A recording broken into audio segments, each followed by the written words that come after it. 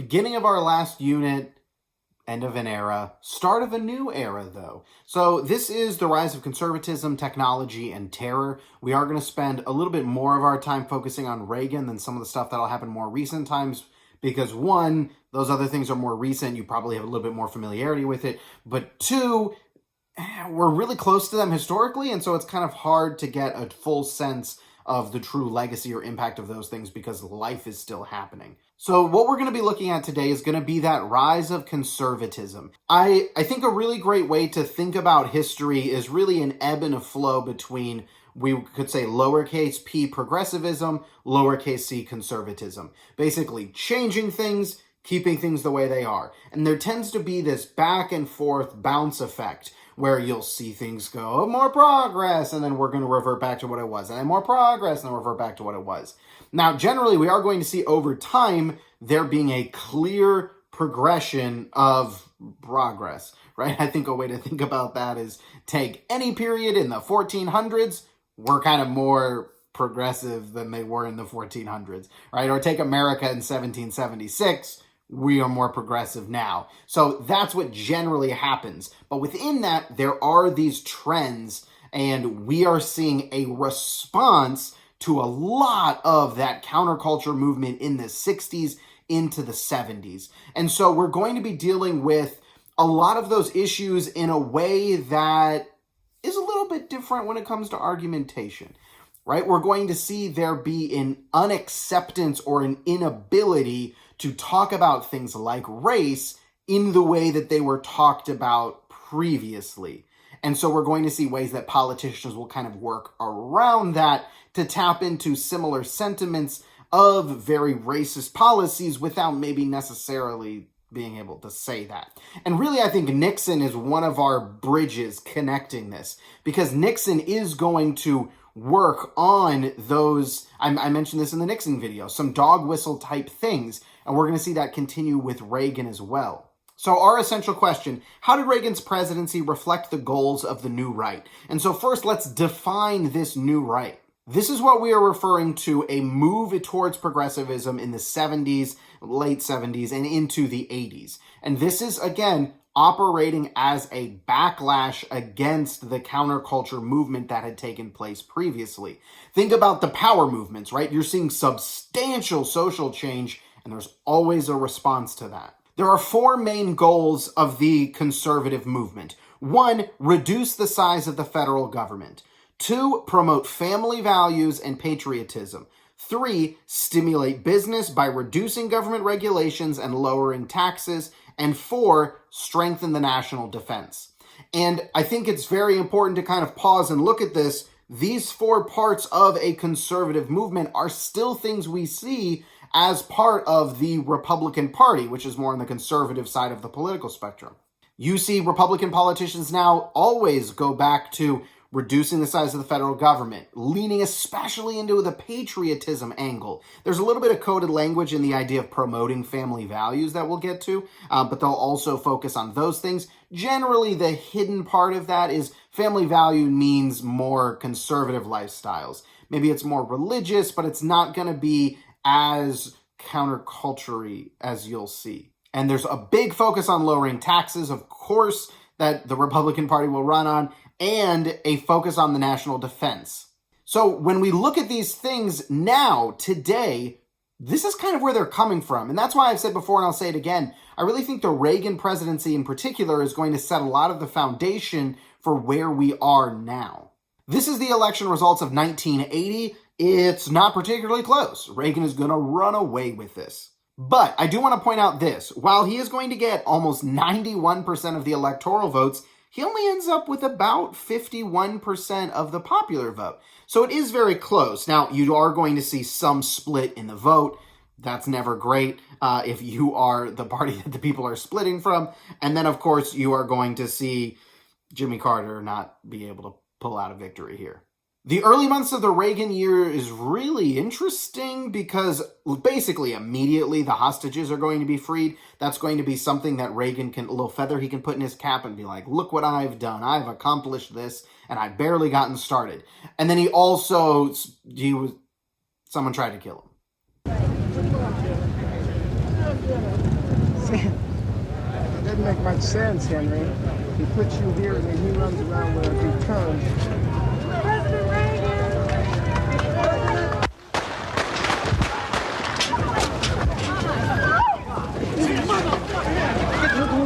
There's a longer story around his assassination attempt. I will deal with that during live, but yep, another assassination attempt. All right, so what we're going to do is we're going to take those conservative goals and we're going to see how Reagan did or what he did on those things while president. So this first goal, reducing the size of the federal government. You can see in this first part, Reagan does reduce government spending to shrink the size of the debt. He particularly does this through focusing on what we would call social welfare programs. So reducing Medicaid and job and welfare programs. And this is where we really need to talk about something that is really kind of solidified by Reagan, and that's going to be the idea of a welfare queen. And it kind of gets us into a situation about dog whistles. So I have a couple videos that we're going to look at real quick that kind of focus on dog whistles, what that is, and then how Reagan leveraged those. We see that ultimately the Reagan years carry huge deficits. There is a ton of spending that we do not have the money to cover, and that's primarily going to come in national defense, specifically under the guise of focusing on the Cold War. And so we get to one of the hypocrisies that you generally see by politicians who come in promising that they're going to radically change a government structure, and it's that they tend to not do that. Like, let's take Thomas Jefferson. I'm going to make the government smaller. I'm going to give the federal government less power. And he kind of does a little bit, and then he hits us with the Embargo Act, where he's like, I'm the government. I'm telling you, you can't trade with people. A little bit far. You get Andrew Jackson, the person who's like, I think we should go back to Jeffersonian democracy. And then him being like, but I don't agree with nullification, even though that was something Jefferson believed in. We kind of got to push back against that because, oh, it threatens the power of the presidency. We can't allow that. Or the person who refuses to listen to the Supreme Court and says, well, as the president, I have the power to do this.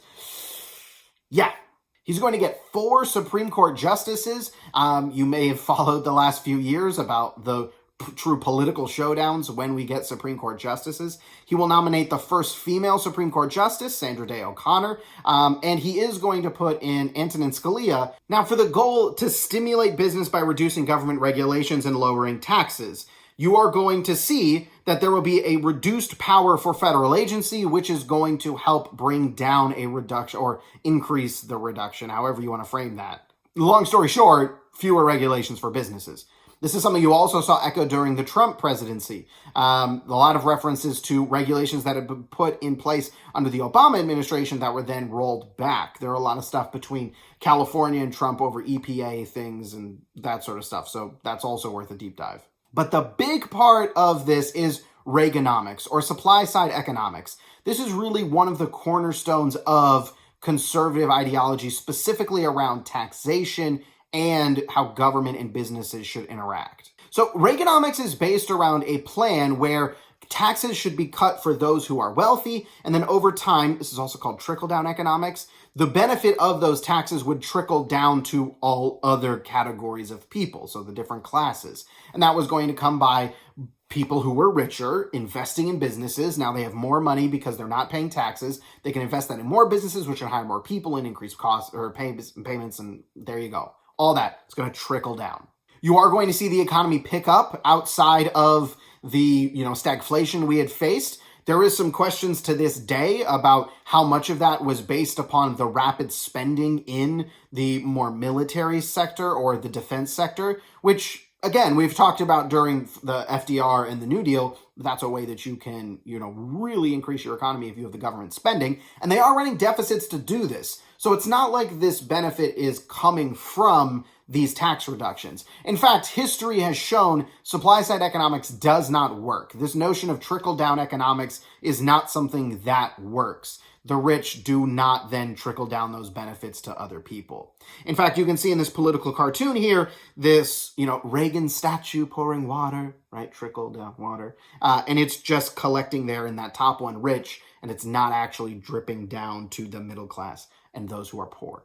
When it comes to the goal of strengthening the national defense, Remember, we're still fighting the Cold War, and we've gotten out of that détente that we had been in, especially under Nixon. And so we're kind of back in that, like, we want to win this. And Reagan is going to be very firm on, I am going to be a hawk in this situation. I don't want to go for peace. I don't want to rest on our laurels. We are going to win this Cold War. And there is going to be more of a steely situation between us and the Soviets. Military spending will increase dramatically because of this. We are going to see there's a whole long history around like SALT and things like that of these different negotiations back and forth to try and limit arms. And Reagan is going to kind of push back against that and say we can't stand to back down when we're facing the Soviet Union. We'll get into how this has more of an impact on the Cold War in a minute, but you do also have to acknowledge it is going to bring in those huge deficits that will increase the federal debt. So the goal of conservative social policy is referring back to that more family values type of situation.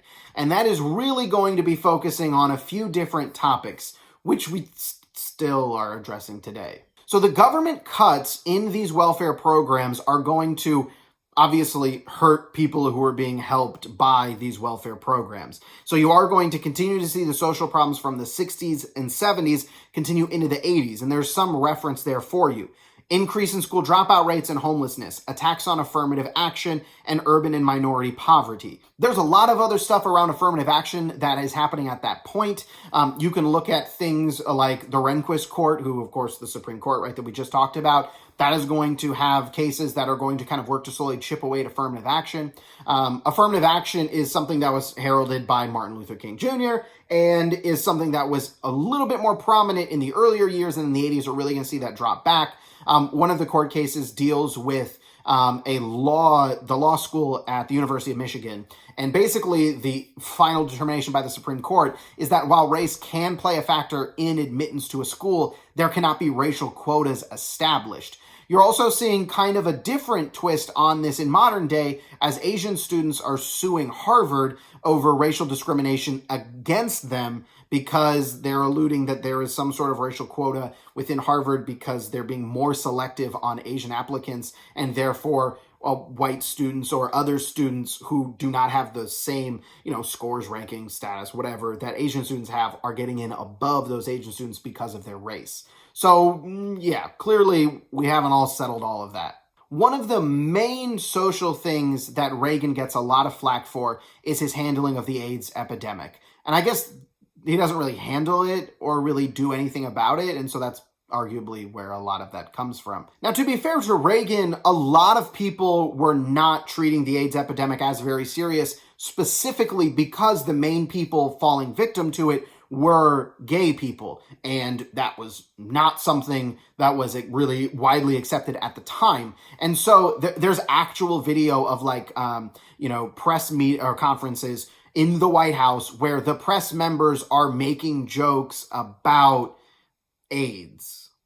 So I have a quote from you here, and I'll hide back a little bit who says it. But the quote says, during the Reagan years, President Reagan didn't speak hardly at all about HIV/AIDS. And so when people thought about the federal government and AIDS, they would think of me and Jim Curran, who was then the chief of the research branch of the Division of Sexually Transmitted Diseases at the CDC.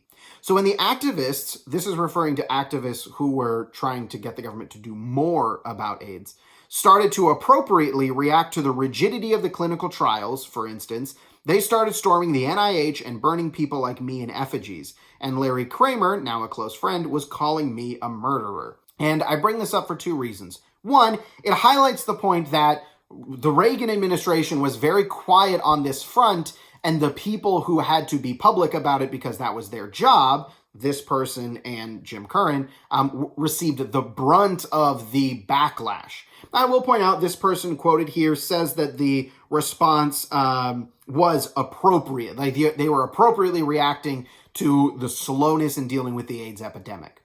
The person who said this was one of the main people in charge of dealing with the AIDS epidemic, and that person was Dr. Anthony Fauci.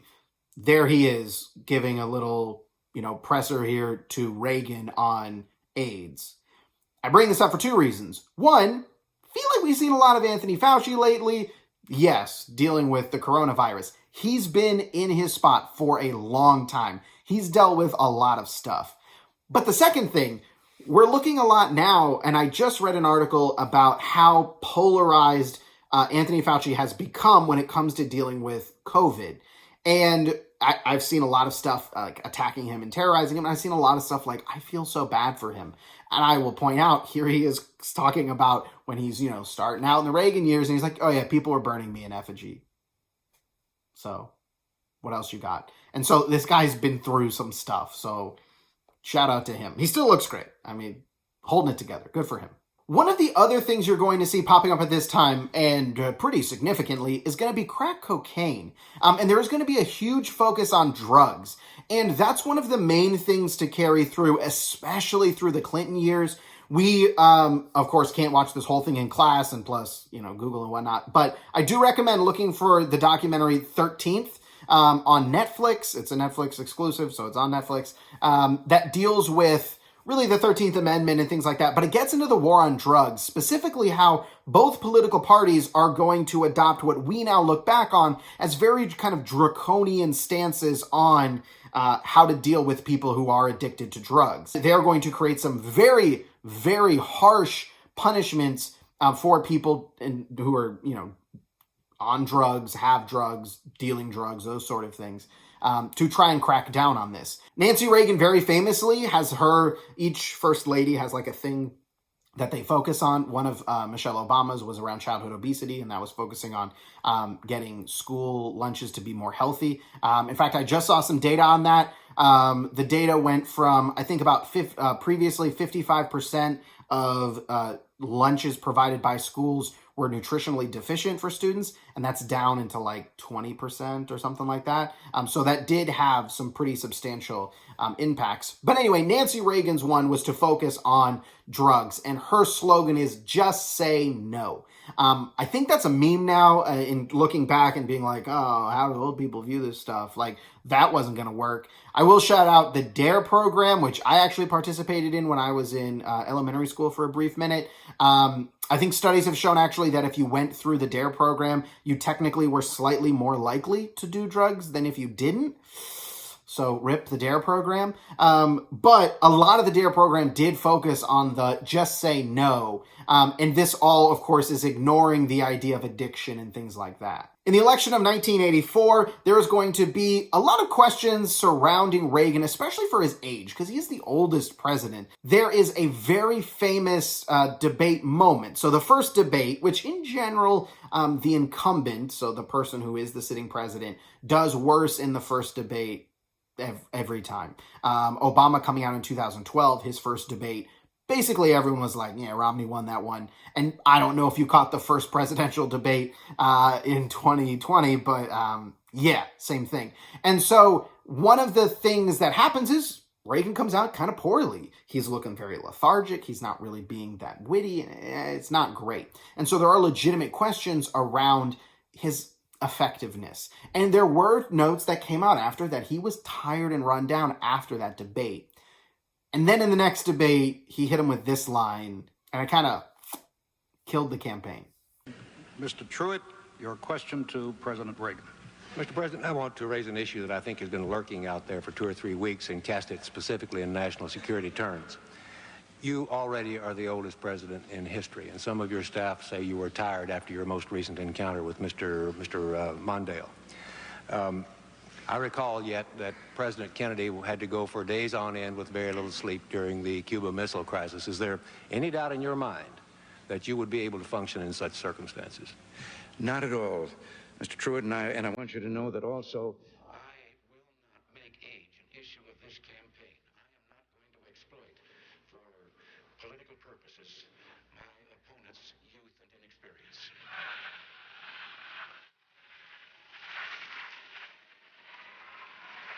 And this is where we have to point out, Ronald Reagan was known as the Great Communicator. The man was a former actor, and he knew stage presence. He was really good at speaking to the American people. He had witty turns of phrases. He had funny lines.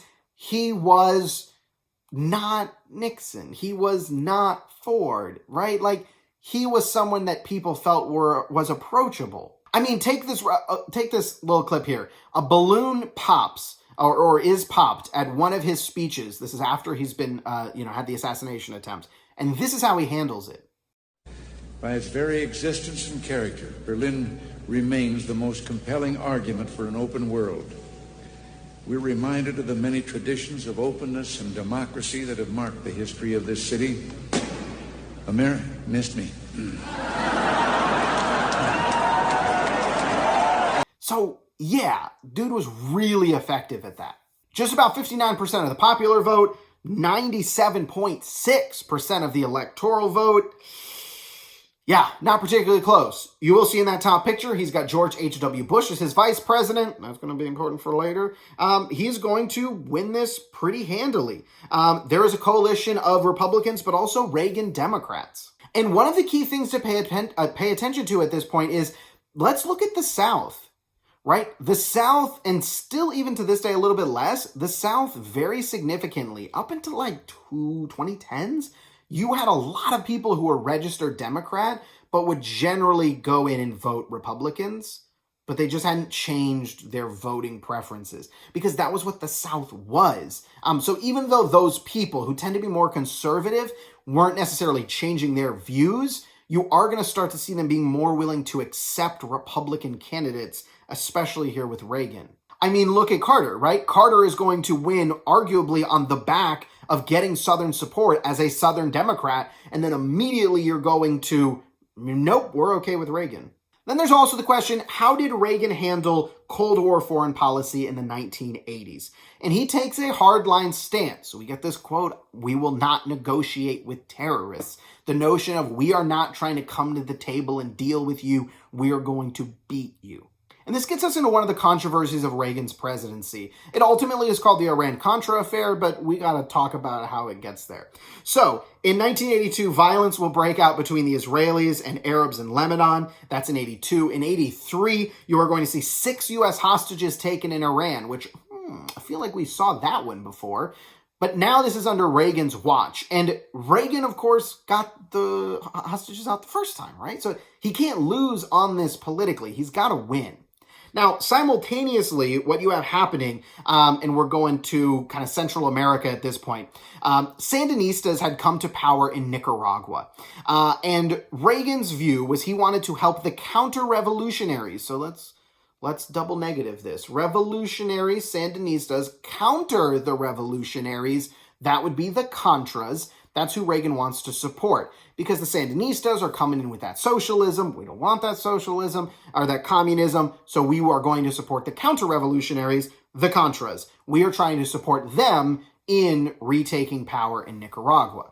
And so Reagan comes up with a joint effort to solve both of his problems. So, in dealing with Iran, the government illegally sells weapons to Iran in exchange for the release of the 6 hostages. This is sometimes called the Arms for Hostages deal. They then take money from the profits of that sale to then give to the anti-communist Contras in Nicaragua.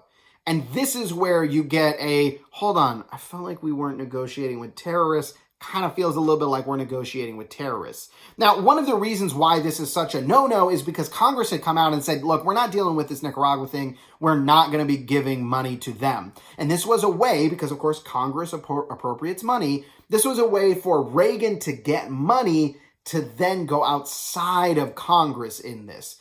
And that is going to be something that comes to light. And now, spoiler alert, Reagan is known as the Teflon president, and that nothing could stick to him, which we don't really Teflon anymore, but it was a dated reference. This kind of has been echoed with Trump as well. Trump, who fell into many significant scandals, which seemingly never really had any severe impact on him losing support. Reagan, much the same way, he's not actually going to really lose support from this Iran-Contra affair, primarily because there is going to be basically this, we won't say coordinated effort, but there will be a clear push to not have him connected to this. So in 87, these things are discovered. Reagan says he has no involvement. General Oliver North, who is there in that picture, is going to take responsibility for this. There is a video you can track down from American Dad, which has a musical kind of centered around this. Feel free to look that up. Can't put that here. Reagan kind of walks away from this. And that's helpful for his legacy. One of the terms that Reagan will call the Soviets is the evil empire, of course, referring back to the idea of, Star Wars and things like that. And then quite literally doubles down on Star Wars and comes up with the Strategic Defense Initiative, which is nicknamed Star Wars, which is basically, how can we have a defense against these weapons that the Soviets have? And basically there was going to be a collection of these satellites with lasers that we would have in space. And if they detected a threat from the Soviets, they would use lasers to explode those missiles in space so that they would not impact us. And if you go, wow, that seems like a lot of technology that maybe we didn't have then. We didn't.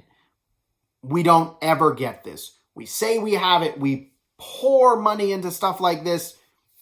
But, we don't ever get a working thing out of this. And we start to see how situations or coincidences can lead to causation, and sometimes we need to be careful about that. Now, I'll do a little bit more with this in live because there's a whole lot more we can look at from the Soviet side, but communism is really starting to struggle at this point. And so you see the little quote there, when Reagan comes to power, communist nations are facing many economic problems.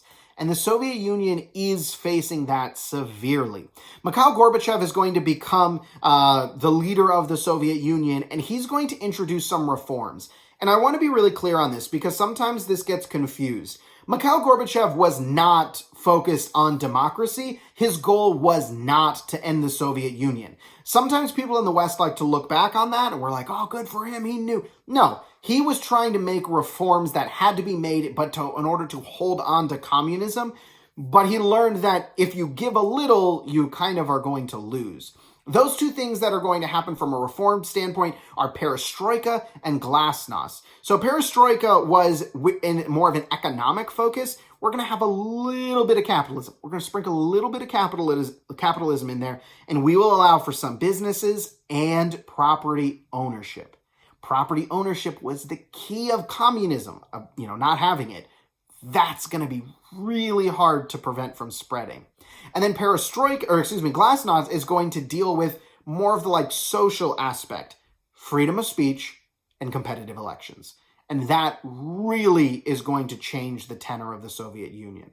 Now, I want to look at these quotes here quickly. This is from a book that I'll hold up on the camera during live if I'm in the building. But it focuses on more of the glasnost of this. And it really gets down to what this author suggests is really the fall of the Soviet Union. This is how we can try and interpret history. A lot of more conservative interpretation of the Cold War is going to be Ronald Reagan, evil empire, standing up, spending money. He stopped this. He really showed the Soviets and they crumbled. Which, okay. This historian has a different interpretation on it, and then you could probably argue more of a middle ground where the spending of Reagan is going to be something that tries to jump the Soviets into spending, which more quickly brings about the end of them. But let's look at these quotes here. Quote, until 1989, the Moscow maps sold for kopecks in street kiosks were all but useless. The main one, called Tourist Plan, omitted smaller streets, listed no institutions, and was so distorted as to be inadequate for a stroll across town, let alone a nighttime search for an apartment in one of the high-rise ghettos on the outskirts of the city. All right, so if it's 1989 or before, and you go into Moscow and you need a map of where stuff is in the city, or you live in Moscow and you need a map of things in the city, I don't know if you guys have ever used the Maps app on your phone, but probably needed to do that even though you live around here.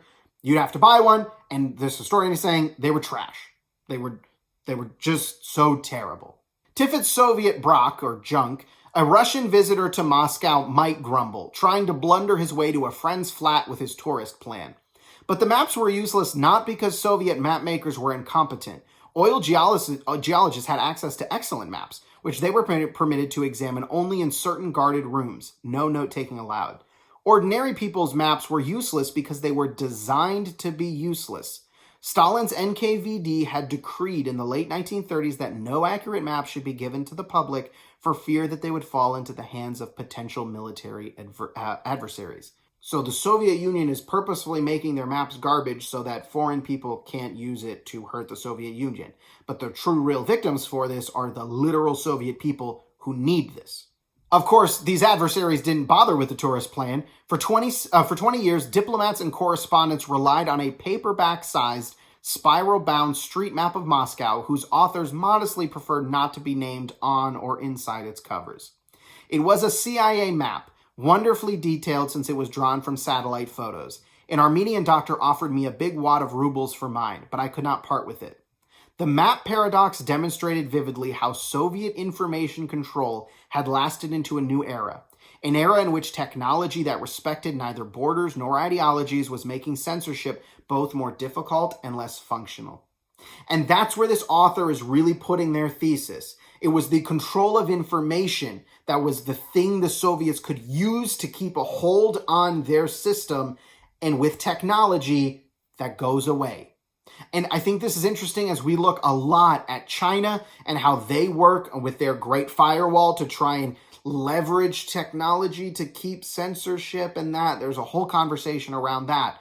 But that's the thing that Glasnost is going to break down. I remember one of my professors in college, the example she used was, with Glasnost ending, now you could go buy Cat Fancy magazine.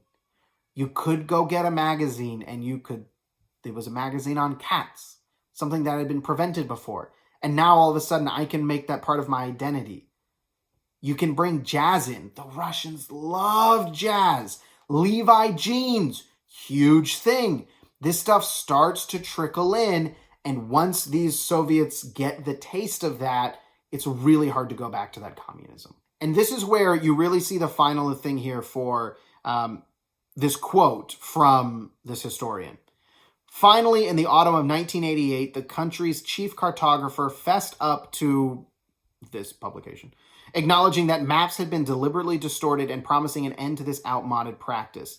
Accurate city maps went on sale in kiosks a few months later. It seemed just another quirky tale, a small victory of Glasnost openness over absurdity. It was more than that. It was a symbol for the information revolution held off for so long by the KGB's banning and jamming that between 1987 and 1991 swept across Soviet existence, touching every nook of daily life, battering hoary myths and lies, and ultimately eroding the foundations of Soviet power. Information, the long-forbidden fruit, was around every corner, on everyone's mind. Now, to wrap up this Reagan video, and we're going to look more at him during live, we do need to acknowledge kind of the quick timeline of this. The Cold War is going to see the falling of the Berlin Wall in 1989, and right around 1991, the Soviet Union is going to disband. But really, once the Berlin Wall falls, it's kind of over. And I think the key thing is America has won, and America steps out on global stage as the dominant superpower in the world. Now, as for Reagan, there is some interesting things around Reagan and Alzheimer's. 6 years after the end of his presidential term, Reagan is diagnosed with Alzheimer's and announces the result to the world.